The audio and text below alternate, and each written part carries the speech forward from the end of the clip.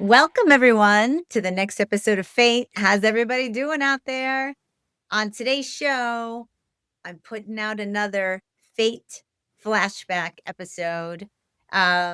This is the fifth episode I ever released. It was recorded back in November of 2023 when I very first started even thinking about doing the podcast and going out and doing interviews, really stepping into the exciting world of discovery of myself, of spirituality. And Alysia Marlowe is my guest. She does DMT light therapy, and she has this amazing light that when people sit under it, um, it's it gives them a DMT-like experience. It's like having a plant medicine journey without actually having to take, plants. Yeah. It's really remarkable. She does it mainly in Hawaii, but she goes all over the country and exposes people to this light, and they have the most amazing, spiritual, revelations, journeys, downloads. Her story's incredible. She is a light in the world. And even the rap out, it's 2023 and the movie industry has just come into a strike and I'm struggling financially and I'm talking about, a lot of the things that I talk about on this show all the time, which is like staying in my vibration and being in the present moment. And if I really just stay here, everything will be fine. I'm in a financial disaster. And you know what? A whole lot has changed. Like the movie industry hasn't come back. I'm still stringing it together and I'm still living in the present moment and I'm still working. Just got off my show in Atlanta. I just wrapped. Maggie and I are actually heading back to Los Angeles tomorrow. We're going to drive. We're going to road trip. And I have one more day on this show in Santa Barbara.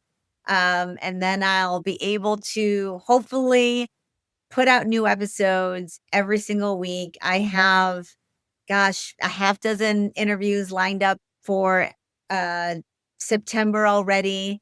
And I've missed doing the podcast. I've missed being able to submerge myself into this world, into all of this.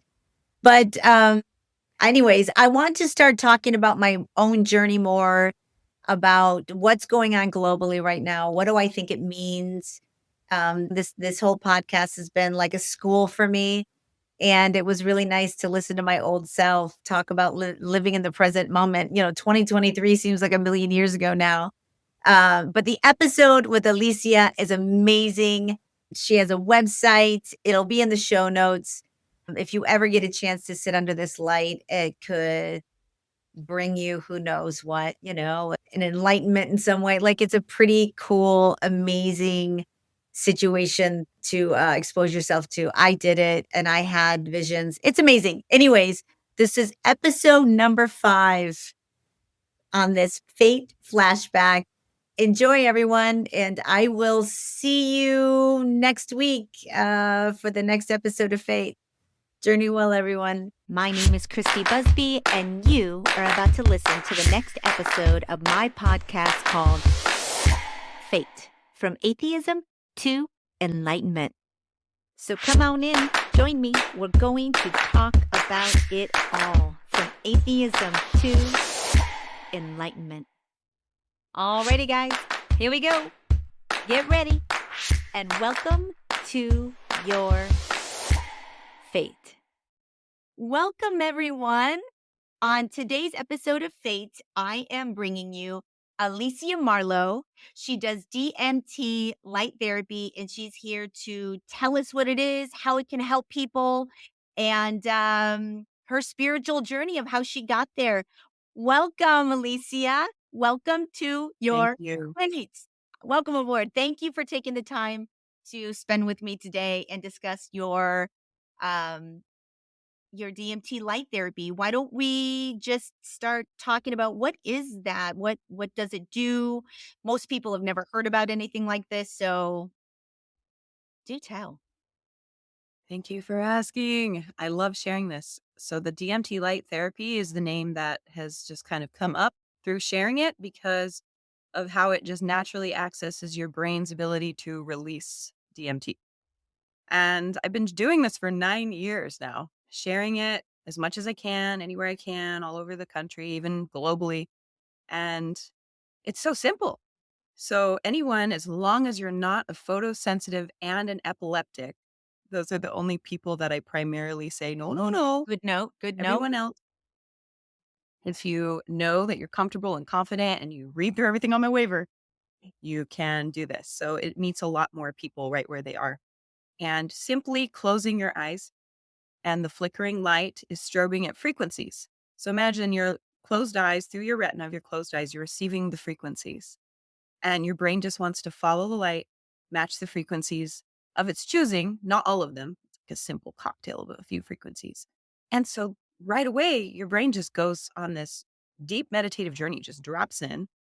And it's like assisted stretching for your brain because a lot of us have never experienced what it's like to get into that deep state so quickly, let alone sustaining it for a long period of time. And so it's like your brain isn't quite the same afterward because it's just gotten stretched and massaged and opened up, and things are just like it's defragmenting the hard drive in your brain without you having to do anything or know anything. And yet seasoned meditators always explain to me, wow, I didn't think that was going to be so quick. I didn't think that was going to be so effective. Like they had no idea. So it's fun for me because I don't like to tell anyone it's going to do anything. I just say it's going to meet you where you are, and your brain's going to just kind of take in the frequencies like a multivitamin. And if you know anything about multivitamins, when you take in a multivitamin, your body knows what it needs and it kind of ignores and eliminates what it doesn't. So similarly with the frequencies, you're taking in the frequencies, you're matching the ones that you need in that moment, and you create an individual experience every single time based on what you need in that moment. So it's different every single time. That's fascinating. How did you come across this technology? What is your journey of getting to where you are today? Well, zipping back to my youth when I was 14, and I was this tomboy, a little badass, and I tried to swim across a lake after eating a sandwich, fully clothed, just ignoring what all the weird warnings that didn't resonate for me. So, well, I grew up going to the high Sierras and jumping in these snow runoff Mm. creeks. Never did I try to swim across a lake outlet fully clothed after eating a sandwich. That Right. was new, but I figured I can do this. I'm really fit and I was a cross country runner, I was a figure skater, I was a gymnast. I got this, right? So, swimming also, I'm a classically trained opera singer. So I know how to use my lungs and my breath. So I'm thinking I got this. If I get tired, I'll just float. And I don't know how far I got when I flipped on my back thinking, oh, I'm kind of tired. And I'm looking up and it's November and this is in California, and blacked out. I had no idea that I just blacked out. And suddenly I was having this whole near death experience of my past, present, future happening in the same long, extended moment. And the moment I experienced, oh, by the way, I was 14, had not had my first kiss yet. And Were I you, were, experienced a were you alone out there? You were alone out there? no, my best friend. Okay. I Okay. was on a trip with her, and her parents let me go with her and her uncle, who doesn't have kids, and he was kind of the wild uncle. He was known for these things, so he would let us drive his car. I mean, we just did whatever we wanted. It was a blast, and of course, I was never going to tell my mom this happened. Of course. I never took another trip, but this is what started everything for me. I experienced a future that hadn't occurred yet. I saw my whole past, my present, and when I saw a husband and a child, that's when I knew I'm no longer swimming. I don't know what's happening, but I want to go back. I do not want to leave unfulfilled with this vision that I've just experienced. And then there was light everywhere. It was just like I was getting closer and closer to it, and I could sense like being sensing me. And that was when whatever was left of my will, my soul, I said, I want to go back. I want to fulfill that vision. And then the next thing I knew, I heard my friend. She sounded really, really far away. And by the time I was able to open my eyes, she was right in front of me. She was holding me up out of the water and she's screaming in my face, telling me like I'm blue or something. So I guess I blacked out, hypothermia. I mean, I was scrawny. I was all muscle and bone. But that moment changed everything for me because it was like the veil never really came back down. And as a young person without the internet, we only had dial-up AOL back then. I just had to go to like Hot Topic and just kind of try to connect some dots myself with books that were available. They had books at Hot Topic. I picked up How to Discover Your Past Lives, like natural Wiccan, like witch stuff, because I was very nature girl. And I was just trying to put all the pieces together. And what I accidentally stumbled upon was meditation through the techniques in the How to Discover Your Past Lives book, and found out that I could astrally project. I didn't know what any of this was back then, but people who I knew who had somehow a little more reading material kind of told me what was going on and encouraged me to experiment with things. Flash forward, I move around a little bit after I was 18, come back to California where I was raised, and something tells me to run for a pageant. It was a scholarship pageant. And that started me on the trajectory to find Hawaii. So now I've been in Hawaii and the islands for almost half my life. Oh, wow. And when I got here, I just kind of didn't know what I was doing anymore. Thought I was going to go to college, had scholarships and everything. And after 1 week, I said, no, this isn't it. There's something eating at me. And I dropped out, got all the money back, forfeited the scholarships, and started finding my way in the islands. And I was well set up. My mom invested in a property here so that she wouldn't have to lose touch with her oldest daughter. And I didn't even know we had money. So I came from raised poor to, wait, what? Yeah. What do you mean? What's the property like here? Kidding me? I could couch surf on my, at the time, boyfriend's mom's couch Oh, until I wow. found a place. But I got really, really good in the liquor industry. And after becoming like this top sales rep for Southern Wine and Spirits, and I had previously, so all these years went by of me being a model and then being a hiring manager to manage the models and train them how to go out and do all these events and gigs and promos. And I would get to be like a ring girl and do these things with celebrities. So I went on this whole human matrixy, fashiony celebrity kind of journey out here in the islands because it was easy. It was fun. I loved it. It was fulfilling, something I never experienced growing up. And it was always there. Like I could never not sense all the weird spiritual moments that would happen for me to just be like, okay, I remember it's still there. And I got so far into the career world and attached to that money coming in that something had to give. Like I was getting physically like sick. It was so out of alignment. And all of a sudden I had met my fiance. And I'm like, okay, there's this thing I want to do in the jungle called ayahuasca, and it's in Peru, and I want to go there. And he kind of ran all these circles around, like not wanting to get married until he finally proposed. But that was totally off the board. Like, no ayahuasca in the jungle. We don't even have snakes in Hawaii. So to consider going out where they don't speak English in a jungle where there's like wild animals that can sting you, bite you, or eat you alive, he's like, no, hard pass. We're not doing it. So go South America, we do all the things. And always I'm like, well, I know I'm supposed to do it. And I was bummed. I zipped it. I wanted to meet him where he was at and not like push him or anything. I just wanted to honor him. And a week after we got back, he said, I'm going to call off the wedding. I don't think I'm ready to get married. And my friend calls me and goes, but by the way, that ayahuasca ceremony we were going to have here in Hawaii got postponed. It's in a week. Do you want to come?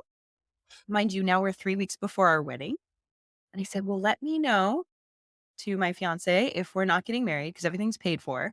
If we're having a big party, I need to let my family know. They're from Holland and all over the place. That's crazy. And I was really proud of myself how I handled this. But ayahuasca, it was just so blatant that it just came to me. I was supposed to do this. So ayahuasca was that opportunity to dive back in and remember what it was that I tried to compartmentalize and put away because it was so scary and too much information when I was 14. And here I am in my late 30s, living in Hawaii. Like, okay, I'm done with corporate world. I actually was still in it at the time, not able to fully separate. And so when I did my first journey, I like the term brutal because I was literally right into the ceremony eating a chicken sandwich. I had no clue what I was getting into. Interesting. And I'm reading information all the way there because it came to me so abruptly. I didn't have time to prepare. And I'm spitting out the chicken sandwich as soon as I read It that. sounds like you got to prepare your body. And like, I've taken several, all roads lead to ayahuasca, I swear. I've taken several journeys too. But anyways, go ahead. Tell me about. So this is what happened. I go to the ceremony. Instantly, I experience everything that I needed to remember that I'm like, oh, yeah. And my fiance, who was totally adamantly against it, the morning of that ceremony goes, you know what? I got nothing to lose. At this point, I'm already going to call off the wedding. Can you see if there's room for me? And I'm No thinking, are you way. sure? But inside, I'm jumping up and down. Like my inner child's going, oh. And he comes to the ceremony. He's never the same. I married a complete stranger. Oh, And wow. because afterward, in the morning, he looks at me, of course I'm going to marry you. We've been together in so many lifetimes, waking each other up. So did that ceremony. I knew right away, okay, this is something I want to be able to help people. And somehow, because there was just so much information that wasn't passed on. The shaman didn't speak English. He had a partner that spoke perfect English, was her first language. She was fluent. And yet the information still only trickled out into the community. So many people were not prepared. And it was magical. Like I woke up looking around, not that I slept at all. So it's more like Exactly. coming out of it. The sun was coming up. I'm looking around going, I am in the movie Avatar. Like this is Pandora. We were in the jungle. We were on sacred land owned by a Hawaiian woman who invited us to be there to do this ceremony. And it was just so profound that he wanted to go back a week later. Oh, And wow. I'm going, I got everything I needed. Oh, crap. So I began my journey of learning what to do, what not to do in regards with ayahuasca.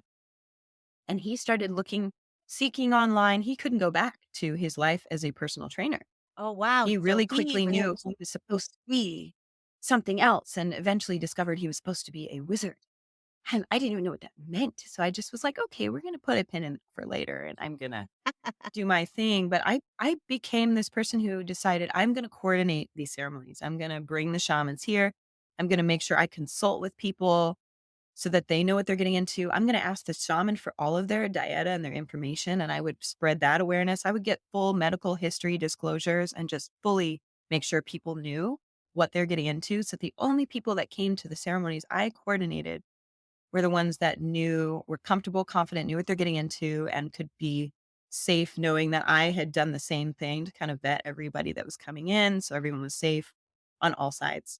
there's a lot 'Cause of, yeah, there's a lot of, fear around doing ayahuasca or doing anything that's going to give you that kind of lifting the veil, whether it be a mushroom trip or whatever. But for people that are wondering, um, what advice can you give anybody that's thinking about doing a plant medicine journey, whether it be they're seeking physical, mental healing, or whatever their purpose be? Mhm. What advice can you give them as far as tamping down the level of fear that people have around these types of Right. plants? I guess it's like anything important enough in life, if you're willing to risk it and not overlook whatever of your own inner guidance that's coming up. Because, there's the body, the autonomic responses to the fear and things that want to keep us safe and keep us contained in that same pattern that we don't quite break free of unless we have some option presented to us that resonates. So, not the thing for everybody. Mm. So, everyone's got to ask questions. Just ask enough questions because you don't want to be that person sitting in the ceremony on the most uncomfortable, noisy thing that you picked up because you were so ill prepared. And it's like just to be comfortable so you can drop in Mhm. taking care of those physical things like your needs, knowing the things that are going to be your specific needs, um, and then ask enough questions and bring more than you think you'll need and leave it in your car if you don't need it. If you get the opportunity to do it somewhere nearby, Mhm. if you're going and doing the thing and you're committing, like you'll be fine. They got you. But just ask Yeah. questions. These are the things I noticed people afterward were saying, "Oh, I didn't know. I didn't know I could ask for another cup." Yeah. Oh, yeah. So Oh, oh, yeah. any experience with your intuition, start to play with Yeah. trusting the little weird impulses that try to drive us, to try to get the ego to repattern, Yep. and play with it and see what results you get just leading up to making that decision. So that when you get the little pings, I call them, you get the ping Yeah. if it's in your heart or in your guts. If they're in communication with each other, that's a really good practice to be in to make sure that you're not getting yourself into something that you're going to have to see a lot of people afterward to get yourself out of. Yeah. Because setting's important. Oh, yes. You want to know. bit about who is coming to serve you medicine. Where did the medicine come from? Whose hands did it touch? What did it take to get there? And who is helping coordinate these, facilitate these, like the lineage, whoever's the head um, shaman, like above everybody. I forgetting the names right now, all the special terms, because I first started with the Shipibo tradition, Oh, and yet this shaman was very divergent. So he kind of gave us the medicine and then was like, okay, you guys are good. I'll come back when you need me. Whoa. So I had never experienced, there were so many people in that room that were new and that a few that were there that did it a lot. So I guess he figured they got them and they were giggling and dancing. And I thought, I'm in the fetal position. I had a lot to detox. So ask questions, know that diet is important and it won't be as most likely as physically painful. If you've already done the prep diet wise, you probably won't even have physical pain if you've been taking care of yourself and you're all the toxins and things are out of your system. it's interesting you say that because when I went with a friend and I've been on my own healing journey for a decade. It's kind of why I'm doing this podcast to bring things like this to the surface. And my spiritual journey really did start with plant medicine, because once your veil lifts up a little bit, you can't help but move in that direction. You can try and not, but I have never, started pulling myself immediately after my first ceremony. But, I will say at that point within my illness, I had been detoxing for many, many months at that point. So, I was one of the only people in the ceremony that didn't purge because I was already on that similar strict diet for so long because I was dealing with all kinds of other issues that required my diet to be very clean. So I never purged, which I was grateful for because I don't like purging. But anyways, go ahead. I just tell everybody, do it your way because your way is unique to you. It's your special recipe for your own journey. This is what your soul mixed with the DNA you chose came to experience. So you have to do it your way. And yet, like discerning when people present all these projections to you, is it coming from a place of they're meeting where you are and they're listening? Mm. Or are they just kind of telling you what they've maybe read and they think they know now? So that's why I say play with your intuition and just having the conversation inside yourself, within yourself, before opening up to all those other pieces. That is great advice because if you do sit with yourself and listen to that interior intuition, that is almost always the direction you should be going in.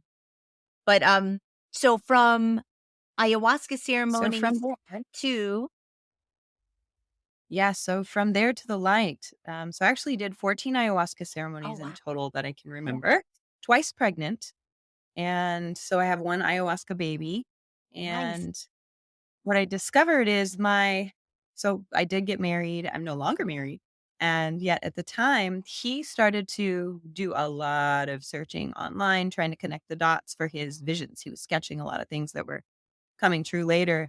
And he reached out to Dolores Cannon, one of her top students for past life regression hypnotherapy, was this woman, Cian, and her partner, Richard, and they were based in Perth, Australia. And he reached out to her because someone had posted about their session with her. And it just had all these resonant things coming up for him where he needed to reach out to her. And flash forward, she's sitting next to me in the car in Maui, and she looks at me and she goes, I thought he was a nutcase. So I replied just to see what would come back. And when he replied, his response right away, I knew, no, he's not a nutcase. Like I need to connect him with my partner, Richard. So they started doing these Skype conversations for a couple months. And one day he says to my at the time husband, oh, you should be working with the lamp. So matter of fact, like we're supposed to know what the heck that means. And when it was new to watch YouTube on your television, that's when my at the time husband pulls up YouTube and he goes, we're going to watch this YouTube video. I've never seen you so giddy. What is going on? And it was just the video of CN explaining their full story and their connection with how this lamp was created, how they were involved. And they didn't show it, they didn't demo it, nothing. But I kind of knew halfway through it my intuition was screaming at me. My inner child was going, we're getting one. I don't even know what the heck this thing is. They're just talking about a blinking light that was created by Austrians, neurologists, psychiatrists, that they were fascinated with NDEs. Boom, there it was. They were fascinated with near-death experiences. They figured out how to put this light together, and it was creating results beyond what science can measure or explain. Oh, I love everything about this story. I knew I had to have one. There weren't any in Hawaii. There was one woman who had Alysia, which they were the top distributors of. That's the $25,000-ish price range for that light. And they helped make sure that a second version was created after that one was extensively studied and taken apart. And in the UK, they knew a person who was able to create a new light that was going to be portable and reach more people, fraction of the price point. Obviously, not the beautiful Lucia. And yet, that light is the light that I was able to afford on my budget of having left the corporate world and knowing that I was going to do something else. And it was going to be more like connecting people that were like me to this, ayahuasca. And yet I was instantly transitioning out of ayahuasca, realizing that my mom, she Googled ayahuasca and started freaking out on me. She never knew that I did it with my son in my belly, but she really would have freaked out. She's just like, you can't be bringing these shamans with their drugs. You're going to get in jail, put in jail. You're a mom. And I'm like, you're not wrong, Mom. You're not wrong. And I want something I can share with my mother. Yeah. So I'm got my whatever check from the government for my final pay and went, great, I'm going to use this to buy this light. There's all my money. Yeah. Take it. I want one. I don't know what it does, but I just started 9 years ago. It took months to reach me too from the Oh, UK. wow. By the time I did, playing around with it, the first 4 minutes I sat in front of my light, I went right back to the place I went before I went into the white light. Oh my And after God. that, I went, how am I going to tell anybody what this does? I don't want to freak them out, but it's that beautiful, limitless in between space before the light. And that's right away. I went, okay, I have something so Special. here. This thing, I have to just share it. I didn't know how to explain it back then. I just invited friends, come do this thing. It meditates you using flickering light. Close your eyes and listen to music. That's what we're going to do. I mean, I'm just so my audience knows, I did experience this. I did a small version of a group meditation with her. I went to a fair and was in a hall with a bunch of other people, and we did it. And when you put the light on me, I personally started seeing lots of orange and reds and kaleidoscopy kind of like looking colors.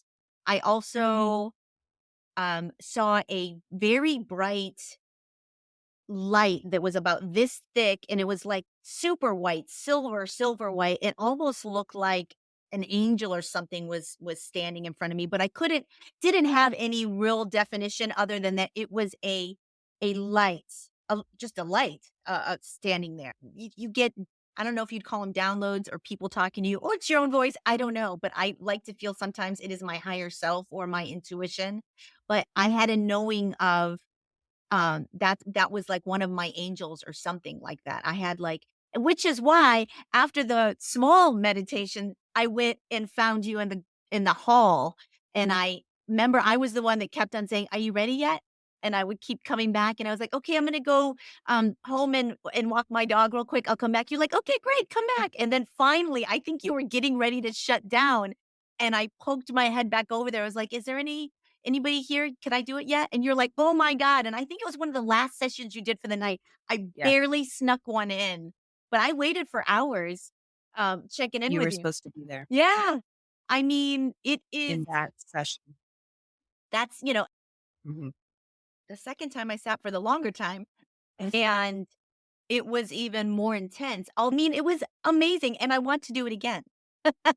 So when Yeah. you're in LA again at a fair or anything, like, oh, please let me know if I'm ever coming your way. And this may be Absolutely. I something. put my schedule on Instagram. Oh, good. I definitely want to do it again. And it's one of the reasons as soon as I experienced that, I was really hoping you would be a part of the podcast because I feel like this is beyond like I've never heard of anything like that until sat with you. I really feel like this could really transform people in a way that's even better than doing an ayahuasca ceremony because there is a ton of fear around plant medicine and having to go into the jungle and sitting with a shaman just to have experience that may or may not impact you positively. Not every ayahuasca journey is bliss. Some are hard and darker and all kinds of things can happen when you're seeing yourself out there in the plant medicine world. But I think this is just incredible. I would even think about Thank purchasing one. you. I would personally. Glad I sell them.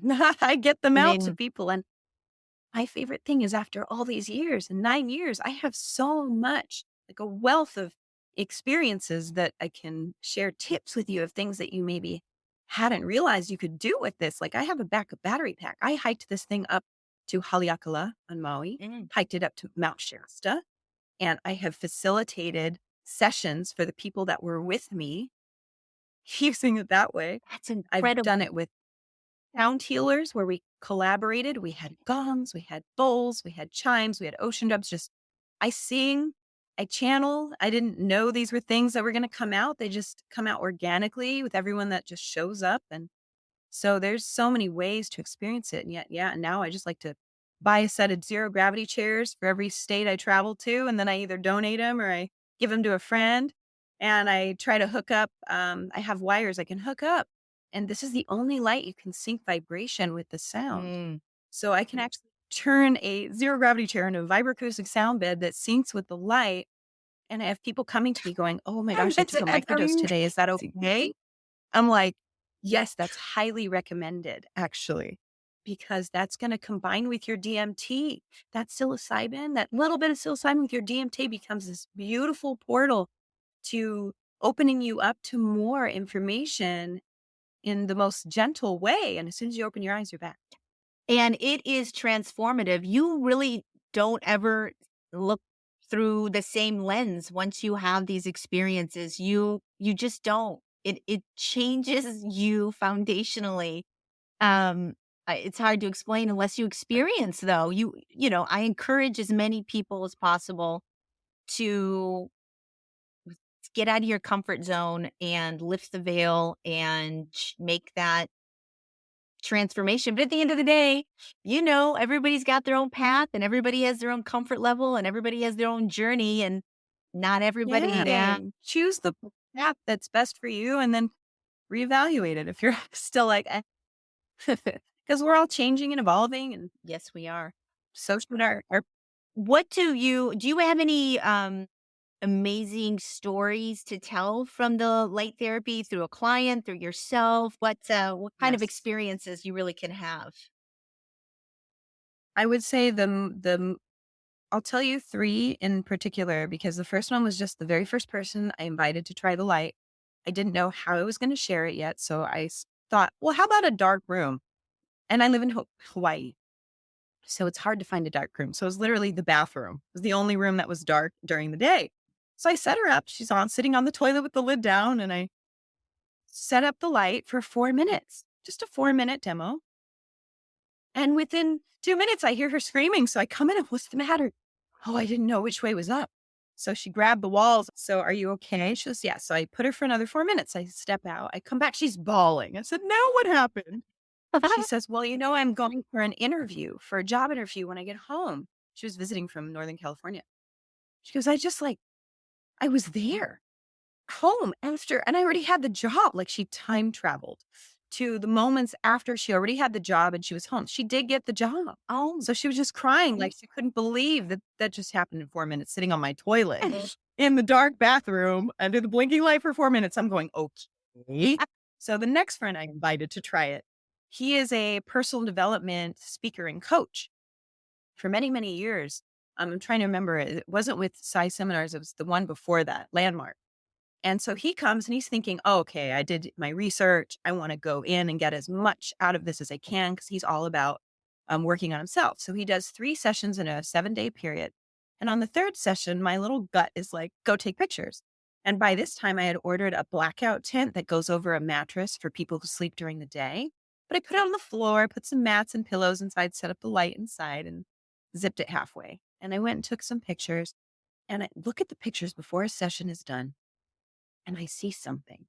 This is with my cell phone, and I'm going, what the? And I go through the pictures, and each subsequent photo, there's something materializing in the middle of the tent that shouldn't be there. And I run to my husband and I show him, and he's in his office. And he, who has barely cussed more than I can, he hadn't even cussed on one hand that many times. And he starts going, what the holy, holy. It was my friend's face hovering above him, looking down at his body in the tent. I still have this to this day. I'm never going to erase it. I have captured photos of him out of his body looking at himself. And after that session, I show him thinking, I'm just freaking out. I can't wait to show him. I show him and he just goes, oh yeah. Oh yeah, will you send that to me? Just like he knows what he was doing. And oh, wow, my mind is blown. I didn't know you could. Incredible. I still to this day try to remember to like have that somewhere safe where I can charge it and show somebody like, look, and don't tell them what to look for. Just show them so they see it on their own. That to me is the most special thing. I am fully under the impression that we don't have everything all figured out, and there's so much out there that we don't know. And we are so much more than what we think we are. And there's so much more going on spiritually and consciously. And it's amazing that you have this ability to show people, to lift the veil and give them that experience that they would never have otherwise. Like, it's really amazing. Now, are you recruiting other people to do this for a living? Because, like, the Oh, more, yeah. the better, you know? Encourage everybody. Like, this is a huge, very tangible extension of what it is you're here to do. And the moment people connect with this and realize that this is an easy tool, anyone can learn how to use it, and then just sharing it, it's like you learn to speak the language of what this thing can do. Just from the feedback and the shares that I get, I got an email from a young lady. This is the most important one I was waiting to share with you. I got an email from this mother. So this young woman came to see me at a fair. I was big and pregnant. And at the time, I had more than one booth. So I had a 10 by 10 canopy tent set up for groups of people because I had been doing this in the community so much that everyone was bringing a group. Everyone was bringing their friends and sending their loved ones. So I didn't know how many people were just connected and related that were getting sent to me. And I was fully booked at this fair for groups of people that were joining each other, didn't even know each other. And they're laying head to head under this light in my tent, obviously pre-COVID. And this young lady comes, walks up, and she's like, can I do this? I said, yeah, I'm fully booked. However, I bet I can squeeze you in. So I asked this group, and they were open to her joining them. They were all friends. And so she didn't know them. So she does a 15-minute journey with complete strangers. And I didn't do this very often back then, something guided me, and the impulse again, maybe because I was big and pregnant, I was feeling it stronger. Add that extra mom sense. And I could take off my necklace and I'm doing a little energy clearing around her. I could just feel like something needed to be done. I call it energy housekeeping. I can kind of feel when somebody has something that's coming up that needs to be helped, swept back into the light. I call it the metaphorical toilet paper on your shoe. I help kind of get all that stuff, pull that stuff off, and then do away with it, like take it to the light. So I bring everyone back from 15 minutes, but she's still in it, this young lady. So I told the other woman, and they were all young women. I said, she's still in it. We're going to leave her be. I'm going to go back to her. So I went back. And when she was finally ready to come back, because I do this little like coming back spiel just to kind of see if they're ready, if they even can hear me, if they're even close by and they're with their soul connected to their body. Yep. She's crying. And then she looks at me and I'm just waiting for her to say something. She says, I just had a near death experience under the light. And all of the bad things that have happened to me since I was 2 were revealed to me Oh my by these God. angel beings. And she says, they took it out of me and they said, you're healed. And then they took it with them and they went back into the light. And I am just like quiet, dead quiet. And this woman walks up, who's one of my clients. It's her mother. I had no idea this woman had this grown person for a child. This young woman was actually 17.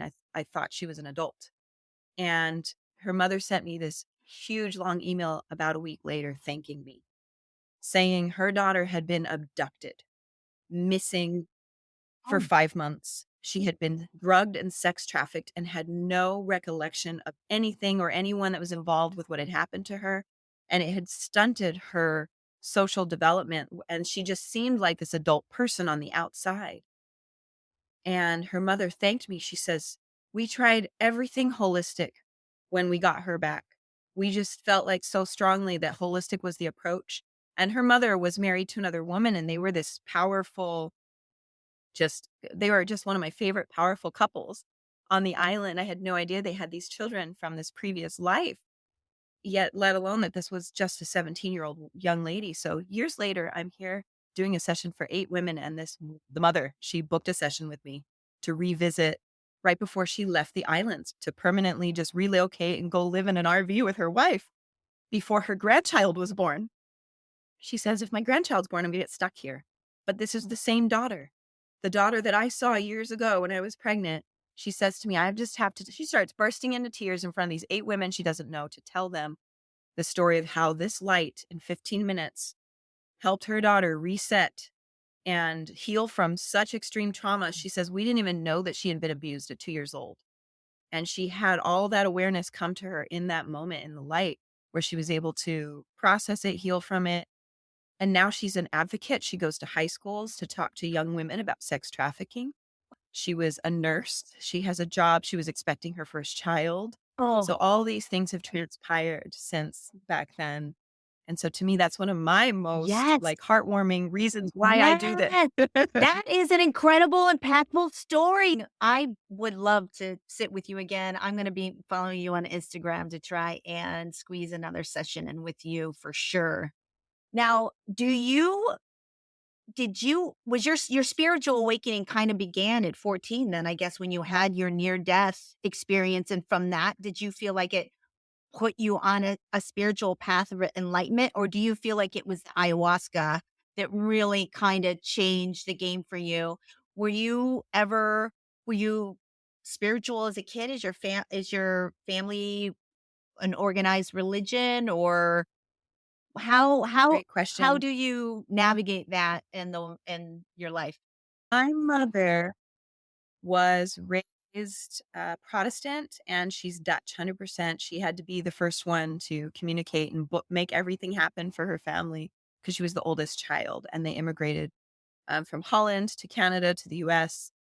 And her first language wasn't even Dutch, it was Frisian, it's a dialect. So for her, she despised so much that organized religion of being made to dress up and go to this Protestant church every Sunday.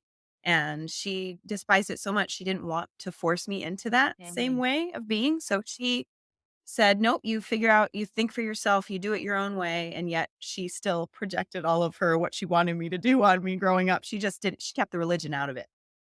So, and that way I was kind of fortunate because it made me kind of just go out and try to seek this stuff because I didn't have it. And I was fascinated by the friends who went to Catholic church every Sunday, and the kids who went to the Christian youth groups, and they looked really fun, and they had a skateboard ramp and live music. So I started pushing myself to get invited to go to all these different ceremonial ritual practices just to be exposed to it. And I would kind of stick it out until something would ping my intuition where I was like, "Oh, wait, something about this doesn't feel right." Or Amen. there's somebody here that it's like really out of alignment. Like, so I'm like, I guess, my nose was sniffing things that didn't quite add up. So I was kind of picking and choosing what felt right, and practicing with my own communication with God, because I did find that when I opened up and reached out in my own personal experience, it was like I got answers. Like I truly would get them in a way that I was able to be like, "Oh, wow, that was like a really fast answer." Oh, so I just trusted it because it felt very pure, and I Mhm. didn't, if anything, I was trying to bring light into the situation because it was like after I had the near death experience, beings could sense me. And so I became very like I was always kind of a little dark creature who loved to dress in rainbows and be that rainbow in the darkness. Yet I also was comfortable in the darkness and being alone, and I liked to be up late at night. Both my parents were insomniacs, so I kind of borrowed that characteristic from both of them because I loved being up at night. And things were up at night that knew that I knew that they were up and they would not hide. And so I got really into like ghost hunting and like Love just because love that. I just was like, why not? I had a lot of fun. And so there was this gothic side of me who loved rock and roll and metal, especially metal, but I also liked raves and rainbows. So I was very much all the things. And I still am to this day. It just was hard for me to reconcile that, like, it was all part of one piece that was this oneness that needed to be loved and accepted and not blasted away like a Ghostbuster trying to shine light on the things I didn't comprehend Yes. because they scared me. Yeah. And I didn't want them just having access to dialing me up whenever they chose. So I was very awake and very spiritual young, and yet it was scary. So I went to church to push that stuff away because I wasn't ready for Interesting. it.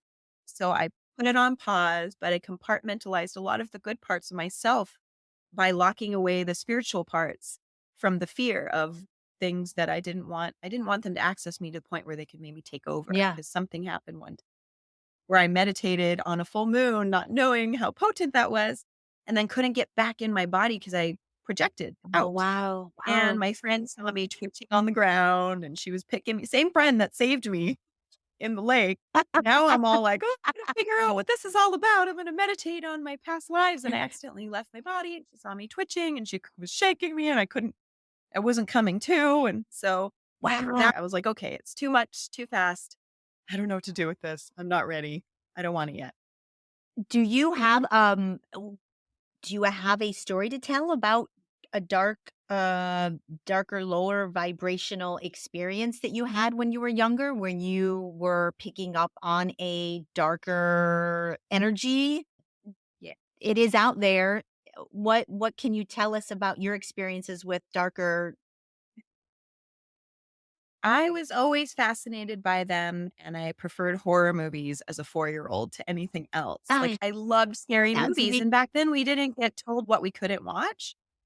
And so by the time I was 7, I finally decided to look under my bed. I was tired of being scared of gremlins being under my bed because I had a creaky trundle bed. And so I looked under the bed, and after that, I was like, I'm ghost hunting Mm. because they can't scare me. Like, I was brave from a very young age, I suppose.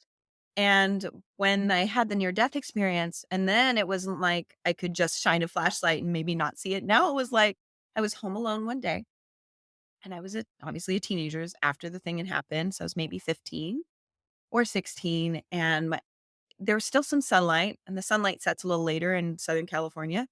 I just remember thinking, okay, I'm home alone. It's totally quiet. No windows are open. No air conditioning or anything is on. It's just kind of a regular day. And suddenly, out of my peripheral, I see my door to my bedroom opening. Like something Oh, was just slowly pushing it open.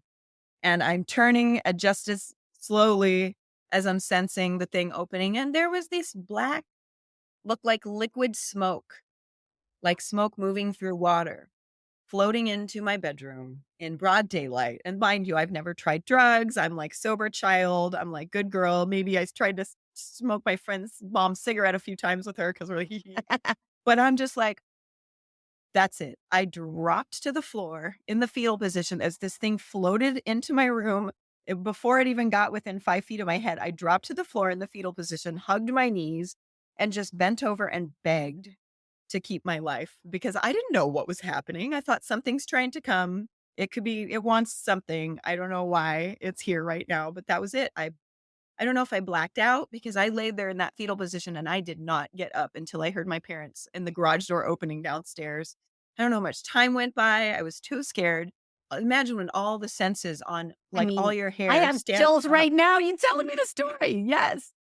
So when once in a while there's a scary movie that they depict something like that, I go, that's real. That's legit. Like I believe in that because I've seen it. So that's one of my things. I have So to when say, that's an I interviewed somebody else recently on for this podcast, and they described the exact same thing you did. shared her, and she did the same thing. She's like, I just closed my eyes and laid there and I prayed for it to go away. She said, eventually I opened my eyes and it was gone. But she described the very same black, like, same thing. So Yeah. that's It's just, I want that's people to real, ladies know and that it's gentlemen. That's real.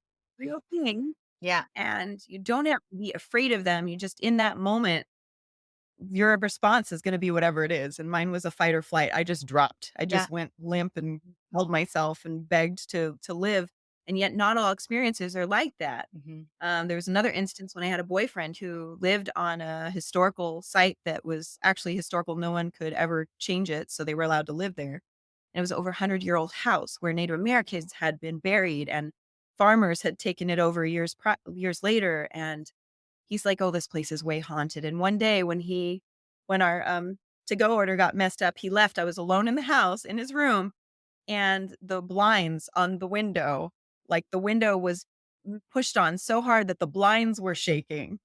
And I got up and I went, "Oh yeah," and I just looked at the blinds and I'm like, "That's what I thought." I was like, okay. So I was like coming from this I love empowered that. place where I'm no longer letting these things just be like, ha, like that's, they're trying to get you. I And if have they know heard they that. can get that, they're going to keep it. Yeah, I have heard just from watching and speaking to other people that when you're dealing with something darker or lower vibrational, that your best recourse is to not exhibit fear, and that you should almost treat them like they're tricksters. Like, oh, are you a trickster? Like almost in that vein, rather than sinking into the fear, which is nearly impossible unless you have actual prior experience with dealing with something like this. All right. So I want to ask you this. What do you feel like the nature of our reality really is? What do you feel like we're doing here? Because I feel like we don't have our whole history, and that there is a lot more about being here that everybody should be aware of, that we're not really speaking of in any kind of mainstream kind of way. Oh my gosh. So recently I did a 4-minute journey under the light. I do my best to do myself before I help anybody else at these fairs. And I had done a microdose that morning and I just had this beautiful portal of this experience where I was like, okay, there's dragons, there's angels, and none of it looks like what people paint on paintings. And yet it's just its own very light, ethereal, beautiful experience. And I came back and I was giggling so hard. I was like, look, I'm about to eat a strawberry in quotations. I'm like, this isn't real. I'm like, all of that limitless potential, the light. And really what it came down to for me is love. It Yeah. always comes back to love. Yeah. I feel like life sets you up to be challenged on purpose to see, can you still love through all the trauma, through all the horrors? Can you still find the way to keep your light ignited where you can find ways to love yourself, Yes. to remember how to love yourself, because that's the only way to have that self fulfilling, like filling up your cup is Yeah. just remembering to keep the light lit inside yourself and love through all of the horrors Yeah. that comes up. Cause you bet, if I've been assaulted, I've had horrible things come up. Yeah. And for me, the reality is remembering to love, because there's all these potential dimensions and versions of things that have happened where that didn't happen, Yeah. where something else happened. Yeah. And I just have to remember that self-love journey is going to continue to be different and evolve Yeah. because I'm changing and my needs change as I'm still alive. So this vessel needs new things. It needs more sleep. It needs sleep at different times. It needs more meditation and maybe more frequently less time during it. But so it's changing. As long as you can change with it and remember you, then you're going to have something to give those around you. So it Yes. inspires them, hopefully, to realize that that's where it begins. Yes. Just the I origin to love your key. that. I love that, and I'm really focusing hard on trying to learn that on my own, that self-love component. I mean, like you said, everybody has their trauma, everybody has come up with challenges, you don't come out of this it completely intact. You're going to get some bumps and bruises along the way. It's inevitable. It's life on this planet. This last year of my life has been very challenging. I'm in the movie industry. We've been on strike. I haven't worked in a very long time. I'm in the middle of a financial crisis. And what it has taught me, because I am in a new paradigm in my life, is number one, to trust the universe that it will take care of me. I have fallen into money for no other reason, I believe, than me focusing every day on living in the now, living consciously, resonating in a higher vibration, and trusting that the universe is going to take care of me. And it is paying off in spades for me. And then normally I would be spinning in a anxiety ridden tide pool of not being able to control my emotions because I am in sheer panic because, I am at the end of my money. I have till March and I'm done. I got to think about what else I can do in life. I've pulled money out of my pension. I've sold wedding ring. I've done it all. I've held on by the but I'm here and in the now, I'm fine. I'm content, I'm at peace, and I swim in the now and I don't think about March and I just Mhm. have the faith that I know the universe is going if I continue to vibrate and align myself with higher frequencies, the universe is going to serve that back to me somehow. I don't know. You just I don't know. play with your right, playing with your Yeah. mindfulness, you have that, Yeah. and then just noticing what comes out. Yeah. Those words we speak into to Yeah. reality, Yeah. this picture you're painting, Yeah. that's why I call it spelling. We're casting spells, Yes. and all those little awarenesses helped me to be really clear, and then having the right friends around me who call me out when I say something that's keeping me where I am and stuck in a pattern, Yeah. where I won't break free because I go back to speaking a story. And guess what? My mind is so darn powerful, I can make it true. So I mean, that's been liberating, it is. knowing I can undo it because I can go after the positive end result instead of focusing on the crappy thing that just happened and laugh. 100%. It really has allowed me to live in less fear because I feel like I'm a co-creator of my reality. And so I am very conscious about the words I speak, spelling and thinking because what you think on grows. And you're either going to grow something beautiful or you're going to grow something not so amazing, depending on what you're focusing your energy, your thoughts, and the nature of your energy and your thoughts is going to it's going to really reflect around your life, knowing that I am going to be okay and I'm okay right now. And that's all that matters. Yeah. Um, we're coming up on an hour. One of the things that I do want to say to you before we go though is from the very moment I met you or was in the room with you when I was just sitting amongst everybody else for the group session, you have a really great energy about you. And I really hope that you continue to bring your DMT light therapy and your energy to everyone because the world needs more of this. So thank you for coming on board with me and telling me about this type of technology because it could change everything, honestly. So, how Mhm. can people reach out to you? How can people get a hold of you to experience this for themselves? I'd say my Instagram is the best place because I update that more frequently than my website, and my cell phone's on there. So people can just text Oh, me great. or send me a message on Instagram.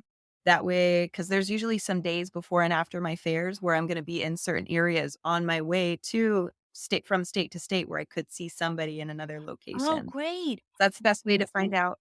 Ping me, be like, "Are you gonna be in?" and tell me what state you're in. I have all my flights booked months out. Oh my God. What an amazing life you have. Flying around offering this amazing therapy to people. Sign me up. I love It's it. I'm amazing. stubbornly committed to sharing my favorite things anywhere where people are ready to meet me. Oh, I love it. Well, you and I will certainly be meeting again because I'm going to follow you and come see you and get another session. I thought it was beautiful and I'm all I'm in. excited. I'm all in. And I hope everybody out there, Yeah. I will put in the show notes Alicia's Instagram and her phone number. And if you want to reach out to her and figure out where she's going to be and what city, try to sit a session with her. You will not regret it for sure. All right, guys. Well, we're going to go ahead and I'm going to wrap it up and thank Alysia for her time. She was a wonderful guest. And I will see you again soon. Hopefully, we can start. I love to be, a friend because I love your energy. I'm always looking for like minded tribes. So I would be a part of Yes, your sister. tribe any day, any Together day. we win. Yes. All right, guys. Yes. So, everybody, that's a wrap on this episode. We will see you on the next episode of Faith. Alysia Marlowe. Check her out on Instagram. Change your life. All right. Thanks, guys. Bye. Alrighty. That was Light Alchemy with Alysia Marlowe. I absolutely love her. I've actually been back to see her since we've recorded together. And please find her on Instagram. It's going to be in the show notes. Go ahead and subscribe and start following her. When she is coming into your area, go see her. Sit in front of that light. See what it brings. It is painless. It is not a scary experience, and it could bring you anything from a deeply mystical lifting the veil all the way to you could experience a healing of sorts, physically, emotionally. You never know what's going to happen and what insights sitting under this mystical light that she has will bring you. So I'm going to do it again. She is the best, and I hope to have her back on the show. Now, a little update where I am in the spiritual world of things. Long story short, guys, I went back to work in February. And most of my colleagues are not working. The industry has not come back the way we all thought it would be after the strikes ended. And it's been very interesting, eye-opening, and revealing to me that going through that financial crisis, going through that extreme of anxiety-provoking lack of work, for almost a year, I didn't work. For almost a year. And being able to go through it with as little stress as I did, being happy and content, regardless of my circumstances, I would maintain as happy as I could be. Don't get me wrong, I had days where I would break and I would not be able to resonate with that higher vibration frequency. But it would pass, and I would get back on that horse, and I would say, I'm okay now, and I'm going back to work in February. And I would just think about all the beautiful things that I did have in my life. My family, my friends. I live in a beautiful area. I love my dog. I have lots of gifts in my life. And there was nothing that was going to make me feel that the universe would not come through for me if I was serving up the vibration in which the universe would mirror. I really truly believe we are like mirrors, and our emotional makeup and our belief system and how we feel and think, that is what's going to show up in your reality. That is what the universe is going to serve up back to you. And quite frankly, guys, it worked. I don't know how else to explain it other than I went back to work in February. I have been super grateful to be working. It's very challenging to try and do this podcast while I'm working, because if you know about the movie industry, you're working incredibly long hours, and I'm doing a very challenging show right now. So my time is short, and I'm running out of podcasts that I've had in the can because I recorded most of them when I was not working. So it's going to be a challenge for me to continue doing this and be able to do my job. But I'm determined to keep this going. I've really been enjoying the process. It's creative. I find it's important things that I'm talking about, and it sings to me, so I'm going to keep singing back. Anyways, that is a wrap on this show, guys.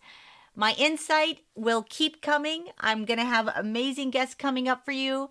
And if you want to follow the show, I'm on Instagram at F.A.T.E podcast, F.A.T.E podcast. I have a YouTube channel. I've been out a month. I'm pretty happy with that. I'm not marketing it a ton, but I do think the podcasts are interesting and will challenge you and will maybe, allow you to open your mind a little bit and embrace a new perspective, like resonating in a higher frequency, so you can see that in your life show up. It's not going to show up tomorrow, but if you consistently be conscious of the way you're thinking, what words you're speaking, and how you react when negative things come into your reality. I believe that is the key to manifesting whatever you want in life, whether it be health, a healthy relationship, or just a feeling of being happy and content and at peace, knowing that if you resonate with those frequencies, the universe has no other choice, really. The law of attraction, like will bring like. And that is one of the universal laws that we are under. And it's kind of a life hack in a way because I don't know, maybe it's coincidence I'm working, but about 40% of my industry is not. And I've never been more grateful and more blessed. So try it at home, folks. It takes time. It really does take time to start to understand that you have more power than you think you do about what is showing up in your own reality. And if you start practicing, manifesting, and living in the now and living in the moment and feeling that deep sense of joy and love, I guarantee you things will start shifting.